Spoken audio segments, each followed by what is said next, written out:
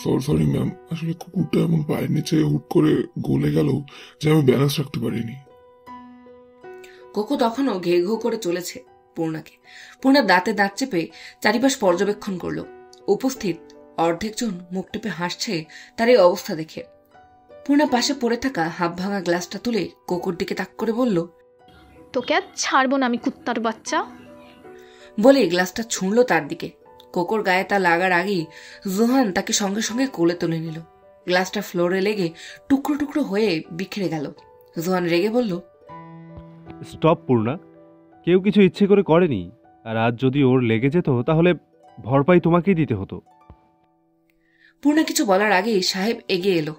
হাঁটু ভেঙে পূর্ণার সামনে বসে ধীর কণ্ঠে বলল, আপাতত এখন একটু উঠুন মিস পূর্ণা, চারিপাশে মানুষ তাকিয়ে আছে। পূর্ণা অগ্নি দৃষ্টিতে সাহেবের দিকে তাকিয়ে নিজেই উঠে ধূপধাপ করে ভিতরে চলে গেল। বাড়ির বড়রা এমনিতেও ভিতরে, নয়তো একটা কেলেঙ্কারি ঘটত আজ। জোহান ওয়েটারকে পরিষ্কার করতে বলে কোকোকে সাইডে এনে আদর করে বলল, বাবার একদম বাধ্য মেয়ে হয়েছিস দেখছি। Good girl. এই গুডগার্ল শব্দটার সাথে সে পরিচিত। সে পূর্ণির সব কথা শুনলেই পূর্ণি তাকে এটা বলে। তাই জোহানের মুখে এটা শুনে সে নিজের স্বভাব মতো নাক মুখ ঘষে আদর দিল জোহানকেও। পূর্ণি চোখ মেলল পিটপিট করে। চোখের জল শুকিয়ে কালের পাশে দাগ হয়ে গেছে। মাথাটা ভীষণ ধরেছে। গত রাতে পূর্ণি অনেক ভেবেছে। আসলে এই ভুলটা তারই ছিল। রেবারের রাগ করা তো স্বাভাবিক। এমনিও সে যে আশরাফকে আগে দিয়ে সহ্য করতে পারত না সে তো পূর্ণি জানত। কাজটা অজান্তে হলেও যে মোটেও ঠিক হয়নি উপলব্ধি করার পর পূর্ণি ভেবেছিল রেহবার আসলে তাকে সরি বলবে। সেই ভেবে সে অপেক্ষাও করেছে মানুষটার জন্য সারা রাত। শেষ রাতে তার চোখ লেগে এসেছে। ঘরের দরজা ওভাবেই বন্ধ দেখে পূর্ণি বুঝলেও মানুষটা আসেনি। এত রাগ তার, সে রাগ করে বাড়ি ফেরা যায় না। পূর্ণি বেড ছেড়ে উঠে ফোন অন করতেই দেখল সকাল 10টা বাজে। পূর্ণির চোখ বড় বড় হয়ে গেল। এতক্ষণ ঘুমিয়েছে সে। কোকোটাও ডাকেনি। সে নিশ্চয়ই আমেহার কাছে। আমেহাও আজকাল কোকোকে হাতছাড়া করে না। পূর্ণি তাড়াতাড়ি উঠে একটা 3 পিস নিয়ে ওয়াশরুমে গিয়ে ফ্রেশ হয়ে এলো। আগের দিন রাতে কিছুই খায়নি সে, ফলে পেটটাও চুচো করছে। আচ্ছা, মানুষটাও তো খায়নি কাল রাতে। কই গেল সে? একটা কল করে দেখবে। যেই ভাবা সেই কাজ। পূর্ণি তাড়াতাড়ি বেড থেকে নিজের ফোনটা নিয়ে রেহবারের নাম্বারে ডায়াল করলো। একবার দুবার, কিন্তু প্রতিবারই একই সুর ভেসে আসছে। The number you are trying to reach it's currently switched off, please try again later. পূর্ণির মনক্ষুণ্ণ হলো। এত রাগ লোকটার। আর সরিটারি বলবে না সে। এবার সেও রাগ করে থাকবে। পূর্ণি ফোনটা নিয়ে নিচে নামার উদ্দেশ্যে পা বাড়ালো। সিঁড়ি দিয়ে কয়েক ধাপ নিচে নামতেই দেখতে পেল আফতাব সাহেব আর আব্দুল সাহেব দুজন তাড়াহুড়ো করে বেরিয়ে গেল মেইন রোড দিয়ে। আশ্চর্যজনকভাবে আজ সবাই নিচে টিভির কাছে। রেহারের বন্ধুরা আমেহা, পূর্ণি, মিলি বেগম সবাই একসাথে। শুধু জামান জেসিকা নেই, এই যা। পূর্ণি ওদের দিকে এগিয়ে গিয়ে কৌতূহলবশত জোহানকে ভাই বলে ডাকতে গিয়েও টিভিতে রেহবারের নাম শুনে থমকে গেল। ওইটুকু ডাকি সবার নজর গেল পূর্ণির দিকে। জোহান চটজল দিয়ে টিভি অফ করে বলল, ভাবি তুমি? কি হয়েছে ভাইয়া? টিভিতে রেহবারের নামে কি দেখাচ্ছিল? তুমি অফ করলে কেন? জন, এলা, ফেডরি একে অপরের দিকে তাকালো। জোহান কিছু বলছে না দেখে সোফায় চোখে জল নিয়ে বসে থাকা আমেহার দিকে দৌড়ে গিয়ে বলল, মিনি, এই তুমি কাঁদছো কেন? তোমার ভাইয়া কোথায় তুমি জানো? নিউজে কি দেখাচ্ছে? কেউ নিউজটা আরেকবার চালান না প্লিজ। এলা এগিয়ে এসে পূর্ণিকে জড়িয়ে ধরে বলল, কিছু হয়নি পূর্ণি, তুমি রিল্যাক্স হও আগে। পূর্ণির চিত্ত আরো অস্থির হয়ে উঠল। সে বুঝতে পেরেছে কিছু একটা লুকানো হচ্ছে তার থেকে, আর সেটা যে রেহবারকে নিয়ে তা না বোঝার মতো বোকা সে নয়। পূর্ণিকে জন, ফেডরি দুজনেই বোঝানোর চেষ্টা করলো, কিন্তু পূর্ণি কিছু শুনতেই চাইল না। করুণ চোখে তাকিয়ে আঙুল তুলে বলল, মিথ্যে মিথ্যে বলছো সবাই। তোমাদের চোখ মুখ বলছে। কেন লুকাচ্ছ তোমরা আমার থেকে? বলো না প্লিজ। আজ সকাল 8টায় দুটো ক্রিমিনাল নিয়ে সিআইডির গাড়ি পুলিশ স্টেশনের দিকে যাচ্ছিল, কিন্তু সেখানে হামলা করে গাড়ি জ্বালিয়ে দেওয়া হয়েছে। ক্রিমিনালরা পলাতক। আর কোনো অফিসারকেই ওখানে পাওয়া যায়নি। রেহবারও ওই গাড়িতেই ছিল, কিন্তু তারও খোঁজ পাওয়া যাচ্ছে না। তাই ধারণা করা যাচ্ছে ক্রিমিনালদের সদস্যরাই সেই অফিসারদের কোনো ক্ষতি করেছে। হয়েছে শান্তি? পূর্ণা একদমে সোফা থেকে উঠে দাঁড়িয়ে ফোঁস করতে লাগলো। মিলি বেগম যত সব বলে বিড়বিড় করে ভিতরে চলে গেলেন। জোহানের সাথে জন, এলা, ফ্যাডরি চোখ গরম করে দেখলো তার দিকে। পুনি হতভম্বের মতো চেয়ে রইল। নিজের কানকে বিশ্বাস হলো না। এই তো কিছু ঘন্টা আগে মানুষটাকে সে চোখের সামনে দেখলো। না না, এসব সত্যি না। পূর্ণির চোখ দিয়ে এক ফোঁটা জল গড়িয়ে পড়তেই পূর্ণা কারোর ধারণা ধরেই এগিয়ে এলো পূর্ণির কাছে। হয়েছে তো শান্তি, আর কত মানুষের জীবন নষ্ট করবি তুই? যার জীবনেই থাকিস তারই ক্ষতি করে ছাড়িস, নিজের স্বামীকেও ছাড়লি না তো। অ্যানা, পূর্ণা, কি সব যা তা বলছো তুমি? এলার ধমকে পূর্ণা না দমে বলল, কি ভুল বলেছি? ওর মতো অপয়া মেয়ে মানুষ যার জীবনে আছে, তার জীবনে এর চেয়ে বেশি আর কি হবে? জন এবার এলাকে ধমকে বলল, বলদের মতো দাঁড়িয়ে আছিস কেন? কুকুর কামড়ালে কি তোকেও কামড়াতে হবে না কি?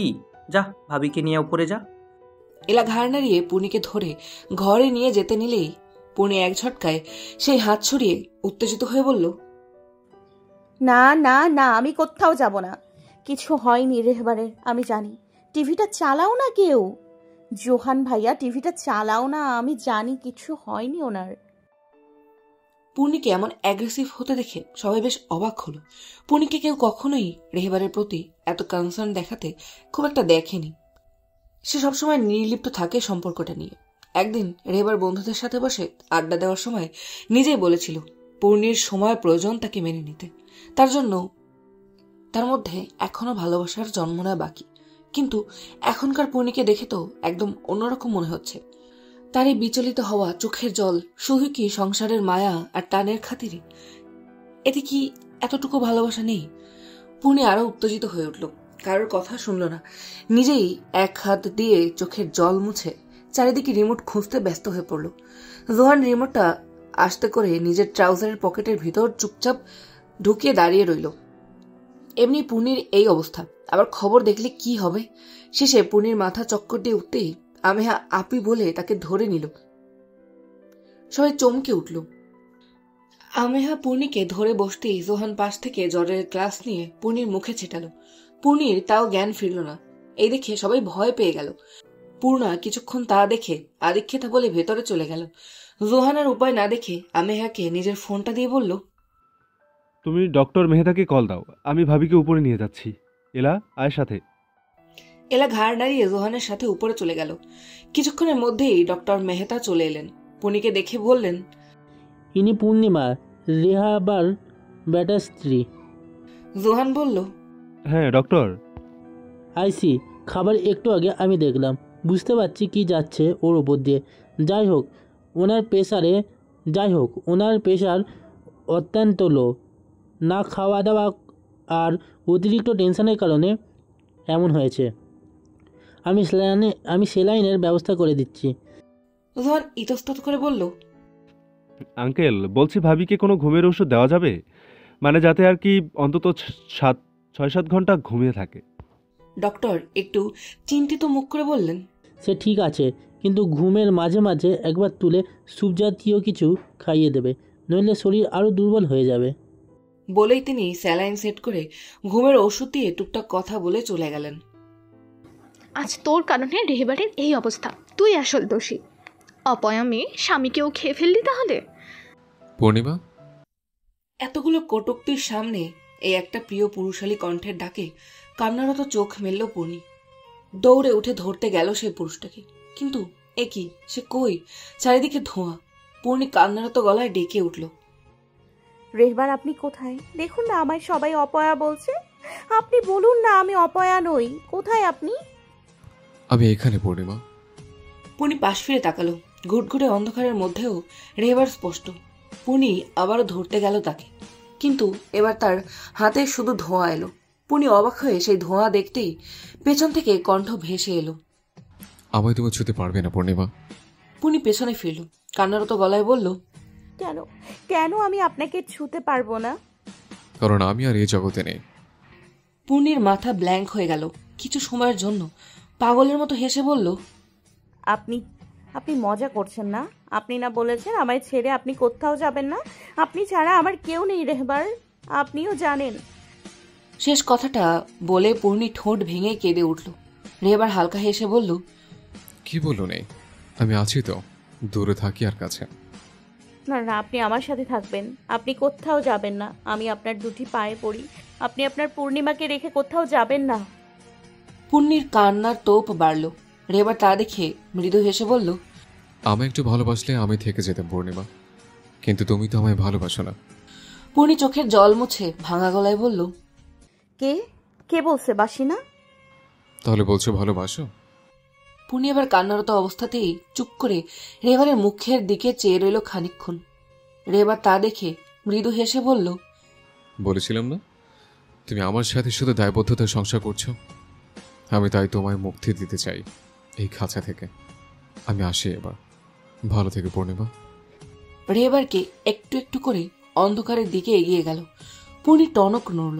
পূর্ণি আবারও কেঁদে উঠে বলল, না না না, যাবেন না প্লিজ। ততক্ষণে রেহেবারের অস্তিত্ব অন্ধকারের সাথে মিশে গেছে। পূর্ণির উপলব্ধি হয় এবার রেহেবার ছাড়া তার জীবন একেবারেই অন্ধকার। রেহেবার নেই তো কেউ নেই, কিচ্ছু নেই। পূর্ণির বুক হাহাকার করে ওঠে। সে আর্তনাদ করে, রেহবার, আমি আপনাকে ভালোবাসি, সত্যিই ভালোবাসি। আপনি ফিরে আসুন রেহবার, আমি আর কষ্ট দিব না আপনাকে। আপনি যা বলবেন সব শুনবো, তাও ফিরে আসুন রেহবার, রেহবার, রেহবার।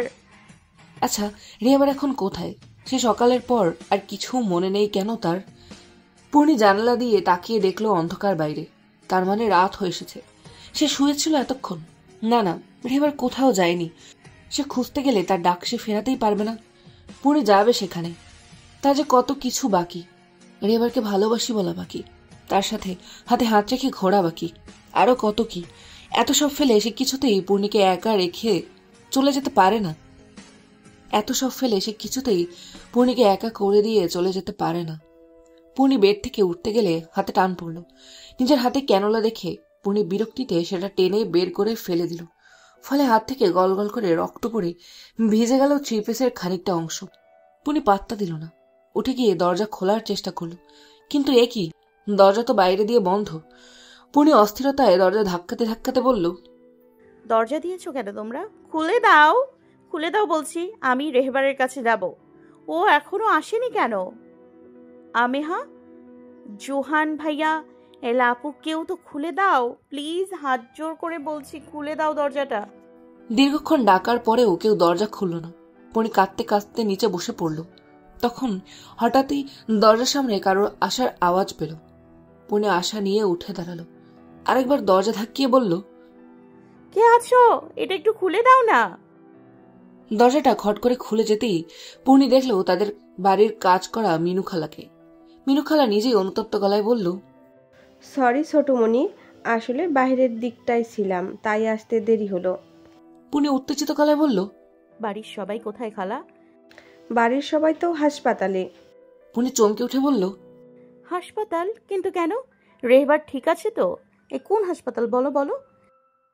মিনু খালা একটু ভরকে গিয়ে বললেন, সিটি হাসপাতাল, কিন্তু ছোটমণি রে। তার কথা শেষ হওয়ার আগেই পূর্ণি দৌড় লাগালো সিঁড়ি দিয়ে। তাড়াহুড়ো চোটে অর্ধেকটা নামতেই তাল হারিয়ে পড়ার আগেই একটা বলিষ্ঠ হাত এসে তাকে নিজের সাথে জড়িয়ে নিল। দুটো কদম উপরে থাকায় পূর্ণির থুতনি ঠেকল তার কাঁধে। প্রিয় পুরুষালী ঘ্রাণ, উষ্ণ আলিঙ্গন পেয়ে পূর্ণি মুখ তুলে তাকালো সেই পানে।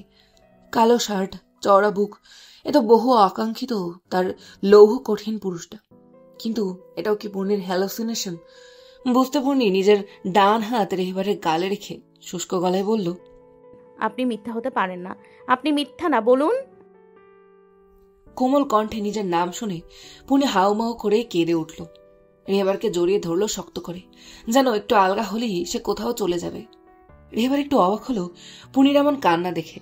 তা ওকে শান্ত করার জন্য মাথায় হাত বুলিয়ে মজা করে বলল, শান্ত হও, ঠিক আছে তো আমি? এমন করে কাঁদছে যেন সদ্য স্বামী হারা হয়েছে। পূর্ণি আঁতকে উঠল।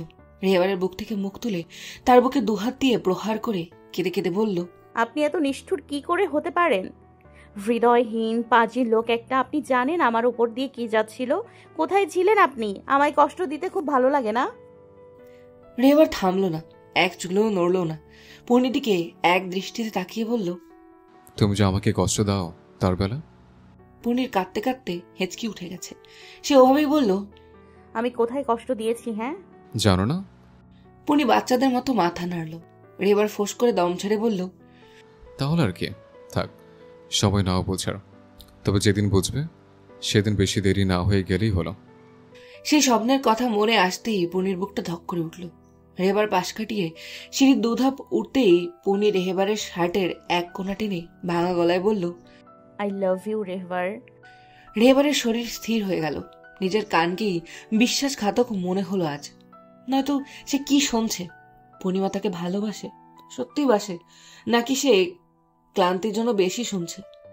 রেহেবার কিছুটা সময় নিয়ে আবার দুধাপ নেমে পূর্ণির নিচু হওয়া কান্নার ধমকে ফুলে ফুলে ওঠা মুখটা নিজের দুহাতের তালুতে তুলে বলল, আবার বলো। পূর্ণির এবার খানিক অস্বস্তি হলো। এবার হুট করে সে বলল, কি কি বলবো? এগুলো যেটা বললে আবার বলো। রেহেবার উত্তেজিত হয়ে উঠল। পূর্ণি ধীর কণ্ঠে বলল, আই লাভ, আর জানি না। বলেই দৌড় দিতে যেতেই রেহেবার তাকে এক টানে বুকে এনে ফেলে শক্ত করে জড়িয়ে ধরল। পুনিও মিশে রইল সেই বুকে। কত যুগ পর যেন সেই বুকে ঠাঁই পেল। রেহেবারের বহু প্রতীক্ষার ফল সে পেয়েছে আজ। তার চেয়ে বেশি খুশি বোধ হয় আজ আর কেউ নেই। রেহেবার হালকা হেসে বলল, এইভাবে মাঝে মাঝে হারিয়ে গেলে যদি এত সুন্দরভাবে ভালোবাসার প্রকাশ শুনতে পাই, তাহলে তো দেখছি এইভাবে মাঝে মাঝে হারিয়ে যাওয়া ভালো। পুনি না না করে উঠে রেহেবারের মুখ চেপে ধরল। উদ্বিগ্ন গলায় বলল, এমন বলবেন না দয়া করে, এরপর আপনি ছেড়ে গেলে আমার আর বাঁচা হবে না। রেহেবার পুনির মুখটা আলতো হাতে নিয়ে বলল, খুব ভয় পেয়ে গিয়েছিলে? পুনি মাথা নাড়ল। রেহেবার হালকা হেসে তার কপালের মাঝ বরাবর একটা চুম্বন এঁকে বলল, এখন ঠিক আছে? হুম। রেহেবারের নজরে এলো পুনির ঠোঁটের পাশে তার দেওয়া ক্ষত চিহ্নটা। তার নিজেরই এবার খারাপ লাগলো। তাও মোহগ্রস্তের মতো সেখানে আলতো হাত বুলিয়ে ছুঁয়ে দিল নিজের অধর। পুনি আবেশে চোখ বন্ধ করে রেহেবারের শার্ট খামচে ধরল। রেহেবার তা দেখে বেসামাল হয়ে ডুব দিল আবার প্রিয় নারীর নরম অধরে। এ যেন অমৃত সুধা, যার খোঁজ রেহেবার আজ পেয়েছে। কতক্ষণ পেরোলো জানা নেই দুজনেরই। পুনির ক্লান্ত শরীর আর সাথ দিল না, দম বন্ধ এলো তার। রেহেবারকে দু একবার ধাক্কা দিলেও কাজ হলো না। মানুষটা নিজের মধ্যে থাকলে তো। আরে ভাই, শ্বাস তো নিতে দেই। নির্লজ্জ, পিছনে ঘোর। ওরা পাবলিক প্লেসে আছে, এলা তুই আমাদের কেন ধাক্কাচ্ছিস? পরিচিত কতগুলো কণ্ঠস্বর শুনে রেহেবার পূর্ণিকে ছেড়ে পিছনে ঘুরতেই দেখলো তার জানের দোস্তরা সব মুখে হাত দিয়ে দাঁড়িয়ে আছে। পূর্ণি তা দেখে লজ্জায় এক দৌড়ে রুমে চলে গেল। রেহেবার ক্যাজুয়াল ভাবে নেমে এসে সোফায় বসতে বসতে দাঁতে দাঁত চেপে বলল, আর আসার সময় পেলে না ইডিয়েটগুলো? জোহান, জন, ফ্যাড্রিয়েলা সবাই এসে রেহেবারের উল্টো দিকে বসে বলল, আমাদের আস্তে আস্তে তো তুই ভাবিকে শ্বাস আটকেই মেরে ফেলতি। ফ্যাডের কথা শুনে জোহান, জন আর এলা জোরে হেসে দিল। জন টোন কেটে বলল, আরে ফ্যাডরি, তুই বুঝতে পারছিস না? ভাবির শ্বাস আটকে গিয়েছিল বলেই হয়তো সিপিআর দিচ্ছিল, তাই না আদর? বলেই রেহেবারকে চোখ টিপ মারল। সবাই আর এক দফা হেসে ফেলল। কাজের চাপে বন্ধুদেরকেও সময় দিয়ে হয়ে ওঠে না। কতদিন আসলেই প্রাণ খুলে হাসেনি এমন করে এসে বন্ধুদের সাথে। পূর্ণি মুখ ফুলিয়ে বসে আছে। একটু আগেই ধমকা ধমকি পর্ব শেষ হয়েছে। হাতের ক্যানোলা কেন এভাবে খুলেছে, কেন খায়নি, হ্যান ত্যান আরো মিশিয়ে বেশ ভালোই বকাঝোকা করেছে রেহেবার। এখন আর এক পর্ব চলছে এই বকাঝোকার। এর কারণ হচ্ছে বর্তমানে কেন পূর্ণি খাচ্ছে না। পূর্ণি কয়েকবার বোঝাবার চেষ্টা করেছে তার পেট ভরা, কিন্তু কে শোনে কার কথা। রেহেবার এক মনে বকাঝোকা করছে আর এক লোকমা করে পূর্ণির মুখে দিচ্ছে। এক প্রকার জোর করে খাওয়ানোর শেষে রেহেবার নিজে খেয়ে নিল। তারপর বেডে এসে দেখলো পূর্ণি বেডের অপর পাশে একদম কোনায় গিয়ে শুয়ে আছে।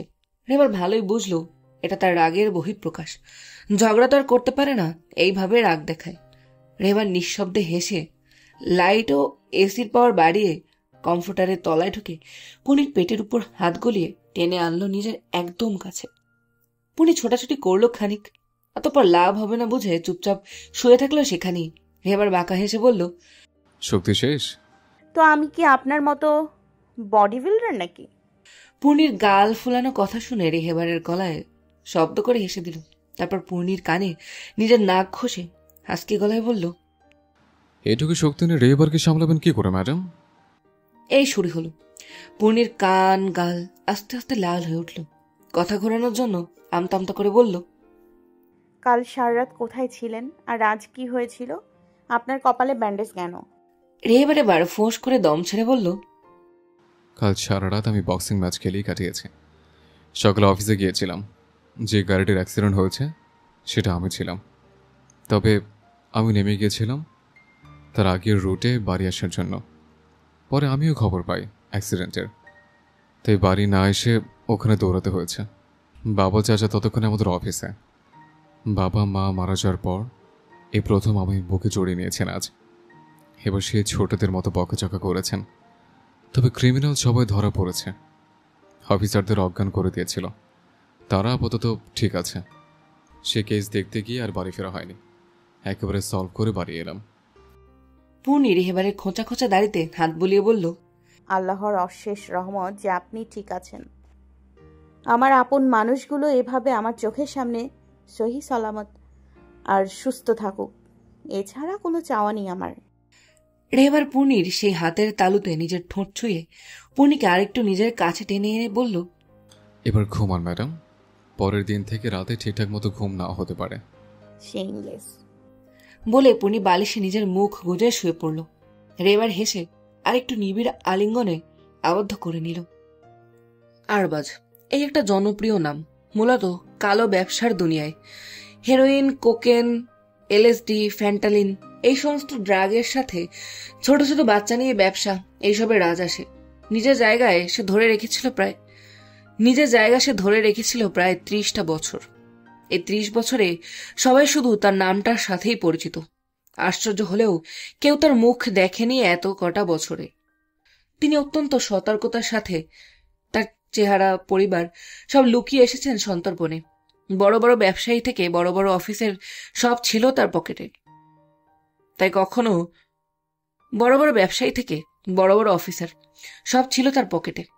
কখনোই তার ধরা পড়ে যাওয়ার মতো পরিস্থিতি সৃষ্টি হয়নি। 30 বছরে নিজের সাম্রাজ্যের রাজা থাকার পর সে হঠাৎই বুঝতে পারল তার একটি টিম ধীরে ধীরে ধরা পড়ছে। যদিও প্রথম দিকে গুরুত্ব দেয়নি সে, কারণ তার এই কালো রাজ্যের বিস্তৃতি ছিল বিশাল। কিন্তু যখন এই ধরা পড়তে পড়তে ব্যাপারটা আজ তার কাছে এসে পৌঁছালো, তখন তার টনক নড়ল। কিন্তু তখন আর কোনো পথ নেই। টাকা খাইয়েও লাভ হলো না অফিসারদের। তারা হঠাৎ করেই যেন নিষ্ঠাবান হয়ে উঠল নিজেদের কাজের প্রতি। এর পিছনে কারণ বোঝা গেল তার দেশ ছাড়ার সময় গ্রেপ্তার হওয়ার পর, যখন সমস্ত ক্ষমতা রেহেবারের হাতে। মূলত বছরের পর বছর ঘুরে তার হাতে এসেছিল। ওইটাই ছিল তার প্রথম প্রমোশন কেস। কারো ধারণা ছিল না আরবাজকেও ধরা যাবে, অথচ রেহেবার কিছুই করেনি তেমন। তাকে ধরতে শুধু ঠান্ডা মাথা কাজে লাগিয়েছে।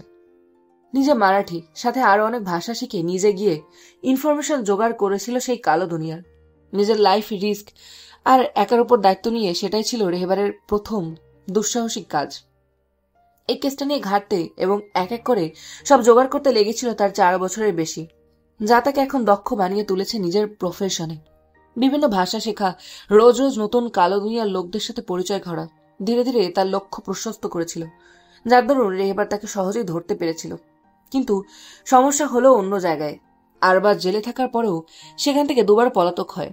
তার পরিবারের খোঁজ নিতে গিয়ে দেখা যায় তার বউ, প্রেমিকা মিলিয়ে বিভিন্ন জায়গায় বিভিন্ন রকম ঠিকানা দিয়ে তার পরিচয়। গত 2বার তাকে ধরে 10-15 দিনের মধ্যে আবারও জেলে ঢোকানো গেলেও এইবারে আর তা সম্ভব হয়নি। আরবাজ পলাতক এখন 20 দিনেরও বেশি। আর এই নিয়েই রেহেবারের আসল চিন্তা। এতদিন পুরনো শত্রুরা হামলা করলেও রেহেবার জানে কিছুদিনের মধ্যেই তার উপর কোনো না কোনো হামলা নিশ্চয়ই হবে, আর তা আরবাজের দিক থেকে। এত সমস্যার মধ্যেও রেহেবার ইনভেস্টিগেশন করে বার করেছে পূর্ণির ছবি পাওয়া কেন গিয়েছিল সেই দিন। মূলত আশরাফ সেই ছবিটা দিয়েছিল কয়েকজনকে পূর্ণিকে খোঁজার জন্য, কিন্তু আসল ব্যাপার অন্য জায়গায়।